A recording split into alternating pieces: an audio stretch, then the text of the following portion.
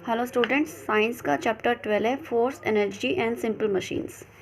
हम सब जानते हैं कि किसी चीज़ को पुश या पुल करना ये फोर्स होता है। जब भी हम किसी चीज़ को धकेलते हैं या खींचते हैं तो that is called force. When you have to close the doors और you push them, similarly when you have to open a drawer you pull it. जब हमें दरवाज़ा खोलना होता है तो हम उसको धकेलते हैं, और जब कोई ड्रॉर खोलना होता है तो उसको खींचते हैं। इट मीन्स कि किसी भी काम को करने के लिए हमें फोर्स की ज़रूरत पड़ती है। फोर्स क्या कर सकता है? फोर्स किसी चीज़ को, जो खड़ी चीज़ है उसको हिला सकता है। It can stop a moving object, किसी चलती चीज़ को रोक सकता है। It can make a moving object move faster, किसी चलती हुई चीज़ को और फास्ट कर सकता है। It can slow down a moving object, चलती हुई चीज़ को, ऑब्जेक्ट को स्लो कर सकता है। It can change the direction of a moving object, किसी ऑब्जेक्ट को चलते हुए ऑब्जेक्ट की डायरेक्शन चेंज कर सकता है। It can change the shape and size of an object, किसी चीज़ की शेप और साइज चेंज कर सकता है। ये कुछ एग्जांपल्स दे रखे हैं। अब फोर्स के क्या क्या टाइप्स होते हैं? There are different types of forces divided on the basis of their origin. Force के अलग अलग टाइप्स होते हैं कि वो फोर्स कहाँ से है उसके ओरिजिन पर डिपेंड करते हैं। जैसे मस्कुलर फोर्स है, जब हम खेलते हैं, when we push pull lift और twist an object we apply muscular force. किसी चीज़ को खींचते हैं, धकेलते हैं, उठाते हैं या घुमाते हैं, मोड़ते हैं, तो हमें मस्कुलर फोर्स चाहिए होता है। स्कूल बैग उठाना, किसी चीज़ को, रबर बैंड को खींचना उंगलियों से, फुटबॉल किक करना, ये सब मस्कुलर फोर्स के एग्जाम्पल है। ग्रेविटेशनल फोर्स, हमारी जो धरती है, धरती पर ग्रेविटेशनल फोर्स है, pulls all things towards the centre, centre पर सब चीज़ों को खींचती है। It causes objects to drop to the ground and water to flow downhill. तो इसी से हम जो सामान फेंकते हैं वो नीचे ज़मीन तक आता है और पानी नीचे को बहता है।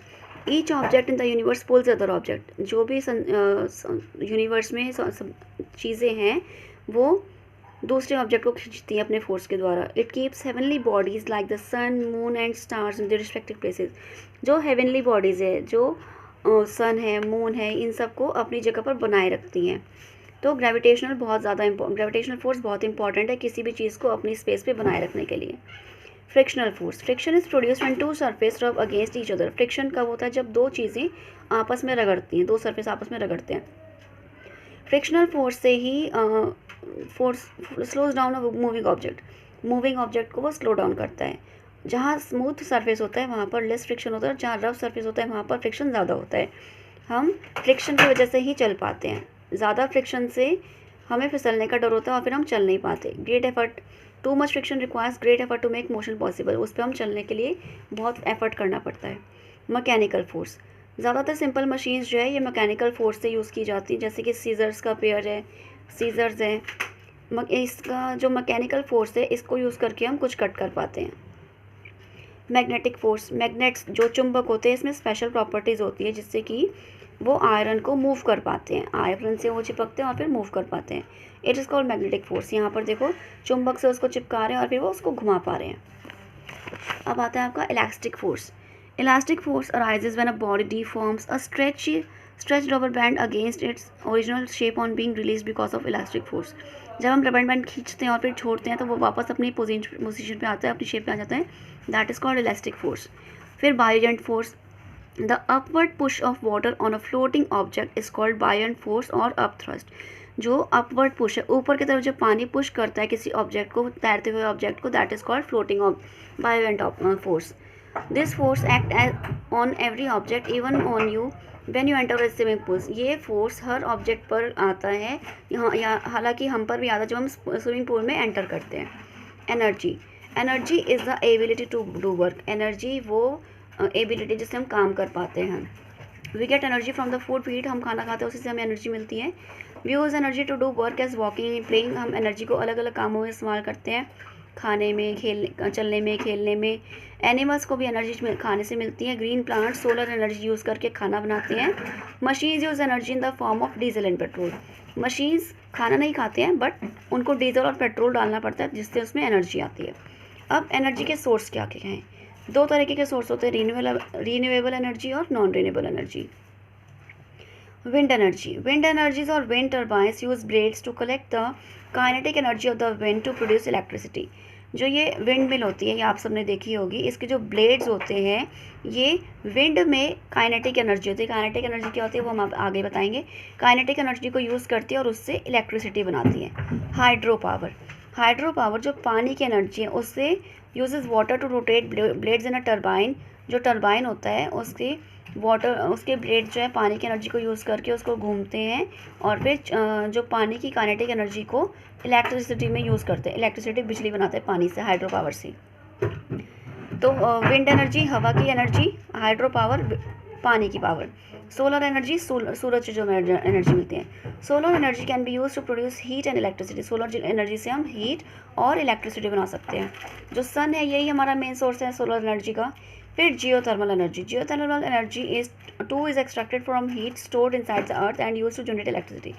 जो धरती के नीचे एनर्जी है, जो धरती के नीचे हीट है, उसको यूज़ करके हम इलेक्ट्रिसिटी बनाते हैं। That is called geothermal energy. फिर आता है मैकेनिकल एनर्जी। ये काइनेटिक और पोटेंशियल दोनों हो सकती हैं। एनर्जी ऑफ मोशन, जब कोई चीज़ चल रही है तो वो काइनेटिक एनर्जी कहलाती है। And stored energy of a stationary object, और जो एनर्जी स्टोर की जाती है जैसे किसी खड़ी चीज़ में कोई चीज़ अपनी पोजीशन पे खड़ी है, चल नहीं रही है और उसमें एनर्जी है, that is called potential energy. All moving objects possesses kinetic energy. जो भी चीज़ चल रही है वो काइनेटिक एनर्जी होती है। जो एनर्जी दूसरे ऑब्जेक्ट में ट्रांसफ़र की जाती है। A stationary car has potential energy. जो कार खड़ी हुई है उसमें पोटेंशियल एनर्जी, क्योंकि वो चल नहीं रही, अगर चल रही होती तो काइनेटिक एनर्जी होती। अभी कोई गाड़ी खड़ी हुई है तो वो पोटेंशियल एनर्जी है। When it starts running it possesses kinetic energy. जब वो कार चलना शुरू हो जाएगी तो उसमें काइनेटिक एनर्जी आ जाएगी। An object which moves faster has more kinetic energy. जो ऑब्जेक्ट ज़्यादा तेज़ चल रहा है उसमें ज़्यादा काइनेटिक एनर्जी है, जो धीरे चल रहा है उसमें कम काइनेटिक एनर्जी है। फिर आता है आपका heat energy. Heat is also a form of energy. Heat जो है ये भी एक फॉर्म है एनर्जी की। We use this energy for various purposes. हम जो हीट की एनर्जी है उससे काफ़ी काम करते हैं, जैसे खाना बनाते हैं, पानी उबालते हैं, इलेक्ट्रिसिटी बनाते हैं। ज़्यादातर जो हीट एनर्जी है ये फ्यूल्स को जलाकर, जैसे कोयला जलाकर या मिट्टी का तेल जलाकर या पेट्रोल जलाकर यूज़ की जाती है। फिर आता है आपका इलेक्ट्रिकल एनर्जी। इलेक्ट्रिकल एनर्जी जो है is the movement of electrical charges. ये जो इलेक्ट्रिकल चार्ज होते हैं उसकी मूवमेंट को हम इलेक्ट्रिकल एनर्जी कहते हैं। इलेक्ट्रिकल चार्ज जो है वायर के थ्रू मूव करते हैं और उसी को हम इलेक्ट्रिसिटी बोलते हैं। Now days electrical energy is the most widely use energy all across the world. पूरे संसार में इलेक्ट्रिकल एनर्जी सबसे ज़्यादा इस्तेमाल की जाती है। इलेक्ट्रिकल अप्लाइंसेस चलाने के लिए, मशीन्स चलाने के लिए, ट्रेन चलाने के लिए हम इलेक्ट्रिकल एनर्जी का इस्तेमाल करते हैं। Nuclear energy.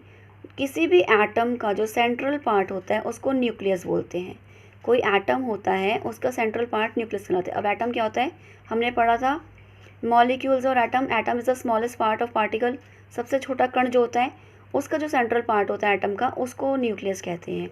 जब न्यूक्लियस टूटता है उसमें से 2 न्यूक्लियाई बनते हैं और उसमें से बहुत सारी एनर्जी निकलती है।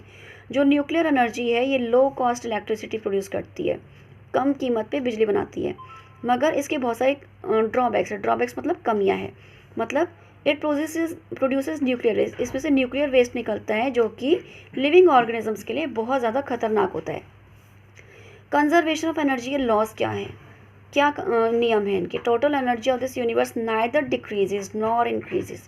जो हमारे ब्रह्मांड पर एनर्जी है ना तो वो घटती है ना वो बढ़ती है, ना वो ख़त्म की जा सकती है ना वो बनाई जा सकती है। क्रिएट बनाना, डिस्ट्रॉय ख़त्म करना। लेकिन एक फॉर्म से दूसरी में वो चेंज की जा सकती है। जो केमिकल एनर्जी है बैटरी की, उससे साउंड एनर्जी बन सकती है, उसमें चेंज हो जाती है। इलेक्ट्रिकल एनर्जी से हीट एनर्जी बनाई जा सकती है। मशीन्स जो है ये हमारा काम आसान कर देते हैं, कुछ भी काम जल्दी और आसानी से करने के लिए। मशीन्स 2 तरीके की होती है, सिंपल मशीन और कॉम्प्लेक्स मशीन। सिंपल मशीन क्या होती है, जो हम डेली यूज़ करते हैं, जैसे कि हथौड़ी, हैमर हथौड़ी हो गई, नीडल सुई हो गई, नेल कटर हो गया, बॉटल ओपनर हो गया, ये सब क्या है, सिंपल मशीन्स है। सिंपल मशीन्स को हम लीवर, व्हील, एक्सल, पुली, इंक्लाइन प्लेन, स्क्रू, वेज, इन सब में कैटेगराइज कर सकते हैं। ये होते हैं सिंपल मशीन्स। कौन कौन सी होती है, इंक्लाइन प्लेन और रैम्प, फ्लाइट ऑफ स्टेयर्स, सीढ़ियाँ, स्लाइडर, एस्केलेटर, एस्केलेटर्स जो आपके एस्केलेटर्स चढ़ते हो ना आप मेट्रो स्टेशन वगैरह पे, लैडर, सीढ़ी, ये सब इंक्लाइंट प्लेन है। इंक्लाइंट प्लेन क्या होता है, ऐसे जो स्लोपिंग वो होता है, यहाँ जो स्लोपर है इसको इंक्लाइंट प्लेन कहते हैं, जब हम ढलान जिसको बोलते हैं।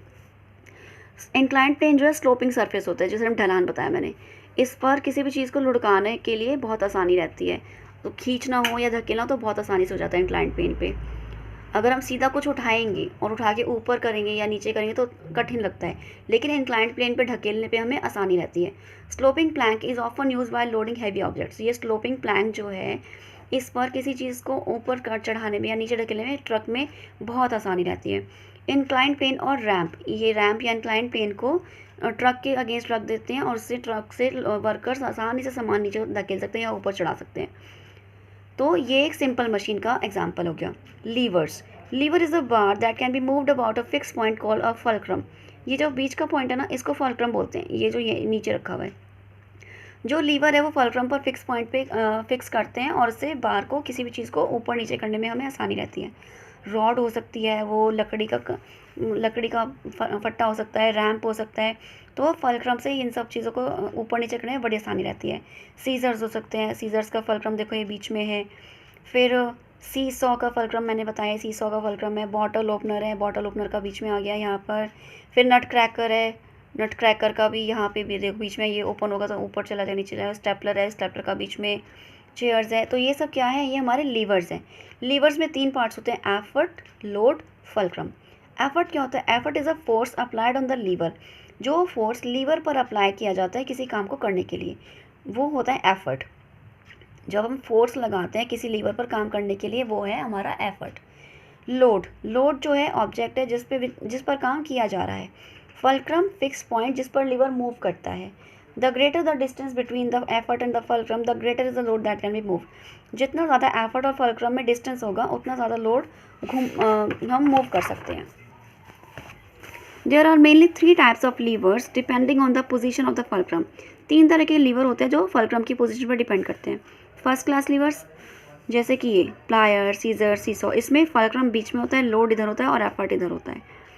फिर सेकंड क्लास लीवर, इसमें लोड बीच में होता है, फल्क्रम इधर होता है और एफर्ट इधर होता है। The load is located with the fulcrum and the effort, जैसे नट क्रैकर, बॉटल ओपनर, व्हील बैरो, ये व्हील बैरो है। ये सेकंड क्लास लीवर्स के एग्जांपल है। Third class liver, load side में है, एफर्ट बीच में और फल्क्रम बिल्कुल कोने पे है। ये देखो फल्क्रम यहाँ आ गया कॉर्नर पे बिल्कुल। ये सबके ट्वीज़र्स, टोंग्स, फिशिंग रॉड, ये थर्ड क्लास लीवर्स के एग्जांपल हैं। पुली, पुली क्या होता है? जब आपने कुएँ देखे होंगे, कुएँ पे एक ये व्हील लगा होता है, इस पर रस्सी डाली जाती है और इससे पानी को ऊपर खींचा जाता है, तो दिस इज़ कॉल्ड पुली। पुली में एक व्हील लगा होता है, ग्रूव ड्रीम होता है, रस्सी सी बंधी होती है जिससे कि आउटर किनारे पर, और एक चेन या बेल्ट लगा दी जाती है इस व्हील पर। Load can be lifted with, और किसी लोड को हम इस पुली की मदद से खींच सकते हैं। फिक्स पुली होती है और मूवेबल पुली होती है, ये 2 तरीके की पुलीज होती हैं। फिक्स पुली क्या होती है? Wheel is fixed on the bar और hook and the rope rotates around it. Wheel fix कर देते हैं और इस पर रस्सी टांग देते हैं और उससे वो खींचता रहता है, घूमता रहता है, खींचता रहता है। ये जो पुली है, ये पानी खींचने के लिए कौन से इस्तेमाल की जाती है? पानी दूसरी रस्सी के छोर से बांध दिया जाता है बाल्टी को और फिर खींच लिया जाता है। The fix pulley changes the direction of the force making the work easier. जो फिक्स पुली है, फोर्स का डायरेक्शन चेंज कर देता है जिससे कि काम बहुत आसान हो जाता है। As you know, it is much easier to pull down than to pull up a load. जब हम किसी सामान को नीचे फेंकते हैं तो वो आसान रहता है, और अगर कुछ खींचते हैं तो वो कठिन हो जाता है, मुश्किल हो जाता है। फिर movable pulley, when more than one pulley is linked with the same cable. एक से ज़्यादा पुलीज जब किसी एक ही तार पर बांध दी जाती हैं तो that is called movable pulley. They help in lifting और lowering heavy load with very little efforts. ये ज़्यादा सामान को या हैवी लोड्स को उठाने में बहुत काम आते हैं थोड़ी सी मेहनत के साथ। जैसे कि क्रेन है, क्रेन में बहुत सारी पुलीज लगी होती हैं और बहुत भारी भारी सामान उठाती है ये क्रेन। अब आता है व्हील और axle.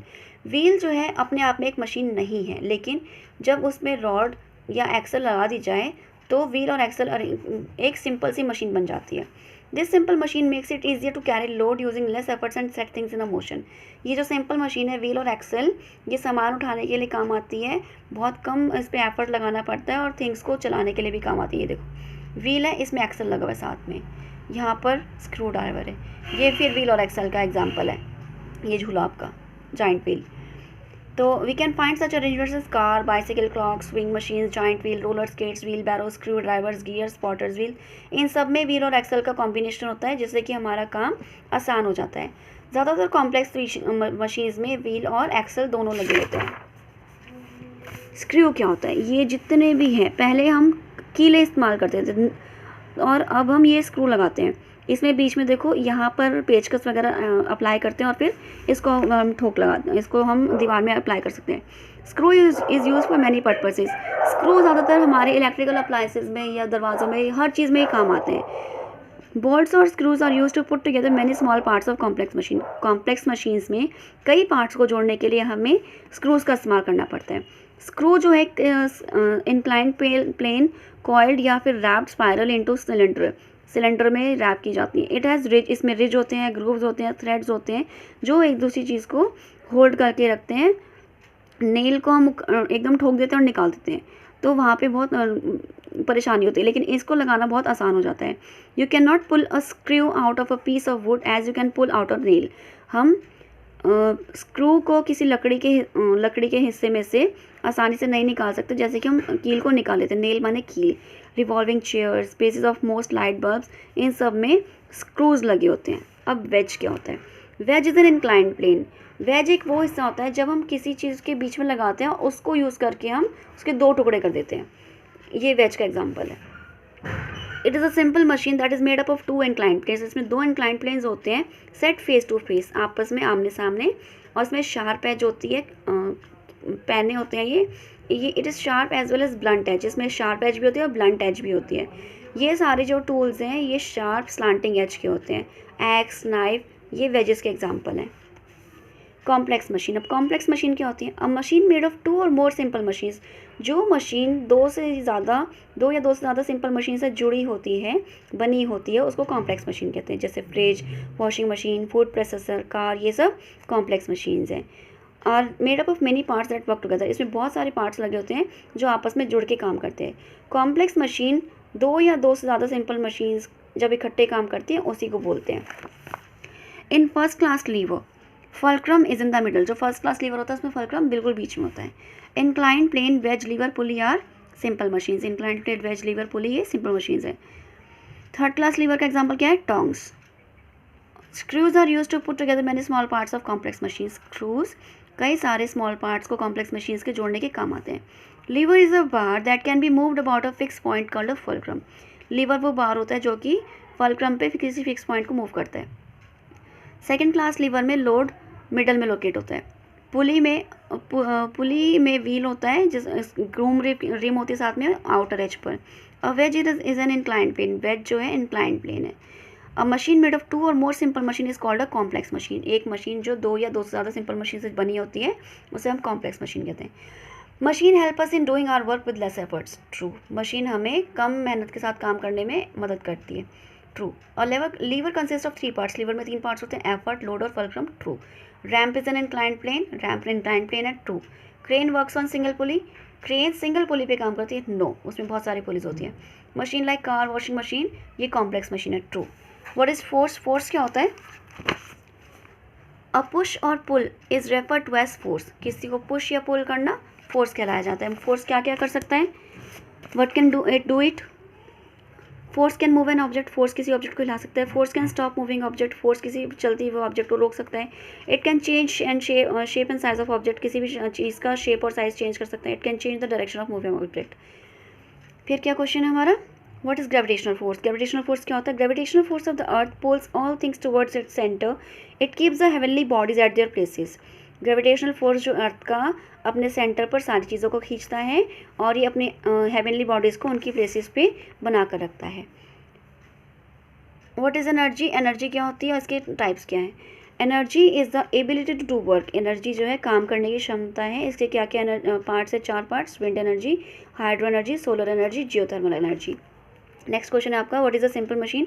Simple machine is a basic mechanical device for applying a force like inclined plane, wedge और लीवर।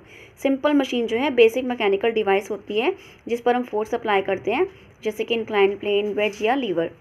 फिर 6 सिंपल मशीन्स कौन कौन सी है? Inclined plane, lever, wedge, wheel and axle, pulley और स्क्रूज।